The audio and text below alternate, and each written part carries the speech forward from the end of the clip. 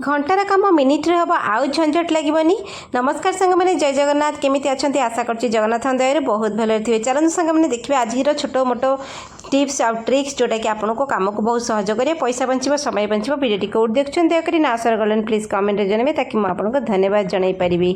सांग मैंने घर कम जिते आमको बहुत कम पड़ जाए आम हड़बड़ जाऊ ना, तो से किसी एमती ट्रिक अप्लाई करवा जोटा कि घर कम सब चुटकी हो ट्रिक्स आउ टिप्स लगेले फटाफट हो जिनस बंचीज पैसा बंचीज सबकि जल्दी जल्दी आमर हो। तो वीडियो डेरी ना करके चलते आगू बढ़ा। जदि पसंद आसो लाइक कमेंट शेयर करेंगे। शेयर कले सब गृहिणी पाखरे पहुँचले समस्ते ये लाभवान हो पारे। जदि पसंद आसो चैनल को सब्सक्राइब करेंगे, बेल बटन को दाबिबे ताकि नुआ नुआ नोटिफिकेशन आपड़ पाइपर। आपको एमती साहाय्य मिलूब वीडियो किचन टिप्स आउ ट्रिक्स देखापी। तो चलतु बढ़ा आज आमर नुआ नुआ वीडियो कौन कौन अच्छी जोटा कि आपण घरे आपण को साहाय्य करिवो। तो प्रथम टिप्स टी सांग मैंने ये देखी नियंतु। प्रथम टिप्स टी आमर बादाम को लेकिरी। बादाम गोटे एमती ड्राई फ्रुट्स जो कहीपर। बादाम गोटे एमती आमर खाद्य जोटा कि समस्ते पसंद करती, छोटू नहीं बड़ समस्ते बादाम खाइबा को पसंद करती। चिना बादाम जिते आम बजार किणिकी आणुचे खोला आणुचे एमती पूरा खोल छड़िया चिना बादाम आम आणुचे। तो चिना बादाम आणिकी आपण कौन कर डब्बारे पूरेक रखिने तो रखिले गोटे असुविधा हुए।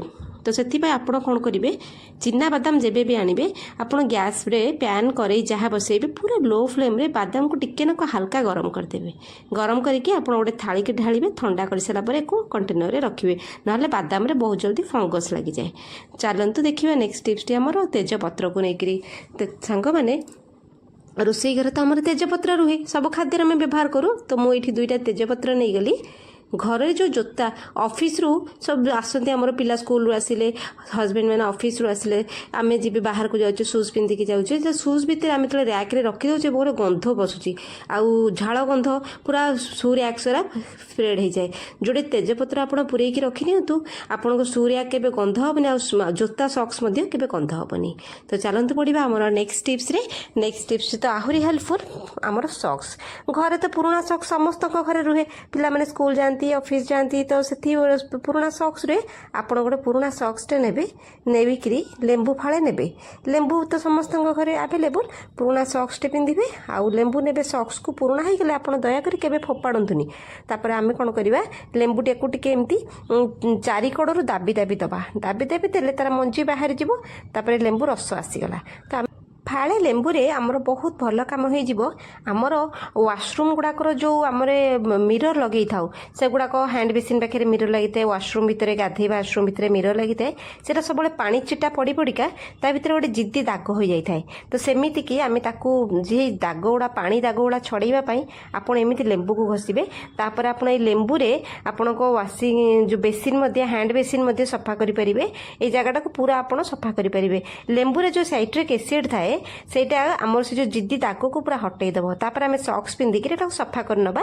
आमको ये स्कॉच ब्राइट स्क्रबर आमको किसी दरकार हेनी। बेले बेले आमर टिप्स और ट्रिक्स आमर बहुत कम सहज हो जाए। तो देखो मोर ये हैंड बेसिन पूरा सफा हो गला। तापरे आमर मिरर रे जो आम लेंबूटा घसीले आपण तापरे कपड़ा केबे लगेबेनी। न्यूज पेपर रे कोन करिवे पोछिबे। मिरर सब न्यूज पेपर रे पोछा जाए। एक्सेस पानी सोक करनबो आउ मिरर ऊपर जो गोटे एक्स्ट्रा गोटे छापा छापा पड़ जाए न्यूज पेपर से सब जिनस को भिड़ी दबो पूरा क्लीन कर दबो। तो हो गला ना न्यूज पेपर लेंबू पुराना सॉक्स केते सुंदर काम आमर हो गला। सर्फ साबुन एठी हमको किछि लागिलानी। एई भली भाबो रे आपन को एई जगह टिके आपन सफा करि परिबे। देखो सब जिनस सब कम हो पार किंतु जोटा सहज आम से अप्लाई करके जल्दी जल्दी करनबा। तो चलते बढ़िया नेक्स्ट टिप्स रे। नेक्स्ट टिप्स आमर ये रहा गोटे थाली रे मुझे कौन कली टिके तेल पकेले आप तेल घी सब पकई पारे। पकईकी कौन करेंगे पूरा थाली सारा लगेदेवे। लगे सारापर आम अटा जो चकुड़े अटा चकड़ा पर आप छोट छोट गुड़ा आपण हिसाब से करने। तापर करी थाली उपर कौन करेंगे तापर गोटे गिना नले ग्लास नले मग तापर कौन करेंगे अटा गुड़ा उपर आपण प्रेस करने। ठीक अच्छे प्रेस करने ये आमको अटा डस्ट पकड़ा पड़ोनी आउ एक्सट्रा अटा पकड़ा पड़ोनी। तापर आमर ये टिके तेल लगेकरी आम कौन करवा ये सब अटा गुड़ा को छोट छोट पूरी भाया करनवा। कर कारण कौन जिते आम पूरी आम बहुत मात्रा आम बेलुचे सेकुचे से कौन हुए ना आम पूरी कौन पूरा गुड़ा कर ताकू बेल ताकू पूरा बेलिकी रख बेलना पट्टा काठी आमको सब दरकार हुए। आम यहाँ बढ़िया उपाय करवा। आप ग्लास आ गिना दाबी देवी बहुत गुड़े पूरी करने पूरीर सेप पूरा बढ़िया रहा पूरीर मोटा गोटे साइज होकर रहिबो तापरे नेक्स्ट हूँ आप जो पूरी छाणुंट कौन छाणुंट कड़े छाणती आ पूरी छाणिला बेले आमको सब अधिक तेल दरकार हुए बिना तेल आम पूरी छाणी पारिबा नहीं तो आपड़ सिंपल आम घरे समस्त घरे प्रेसर कुकर अच्छी आपड़ कौन करेंगे प्रेसर कुकर जदि आप तेल कम अच्छी घी कम अच्छी आप प्रेसर कुकर कौन करेंगे पकई ने तेल आ घी जहाँ भी करुँच प्रेसर कुकर पकईकि पूरी छाणतु देखिए केते सुंदर भाव में पूरी हो कम तेल घी भी छाड़ी आम जो पूरी छाणु बहुत तेल दरकार हुए तापर आम कड़े को चिमुटारे धरू ना कपड़े धरू कड़े पड़ार भी चान्सेस थाए प्रेसर कुकर है आपको किसी करने पड़ानी हैंडल टी आप धरिले धरिकी कौन कले ना आप भल भाव में छाणी ने बहुत सहज टिप्सटे आपड़ जिते अधिक पूरी हो आपको प्रेसर कुकर बहुत सहज लगे छाणिया फटाफट पूरी पूरा बढ़िया के हम पूरा फुलिव आप थे ट्राए करूँ बढ़िया लाभ मिल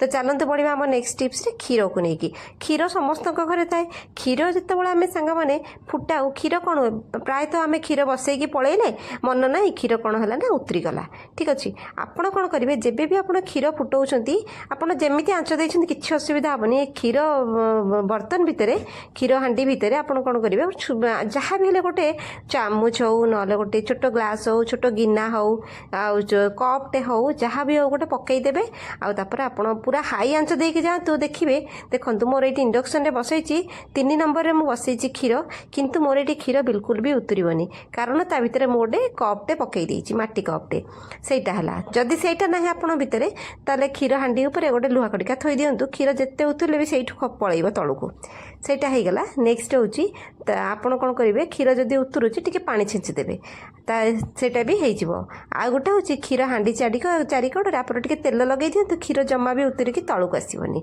तो केमी लगे आज टिप्स गुड़ाक सांग मैंने दया करी कमेंट जनइबे तो चलतु देखा कालीर भल टिप्स रे आशा करुँचे आज टिप्स भितर आपको किसी ना किसी तो भल लगे आ चलतु देखा कालीर गोटे हेल्पफुल टिप्स रे से पर्यंत सांग मैंने रोचे जय जगन्नाथ।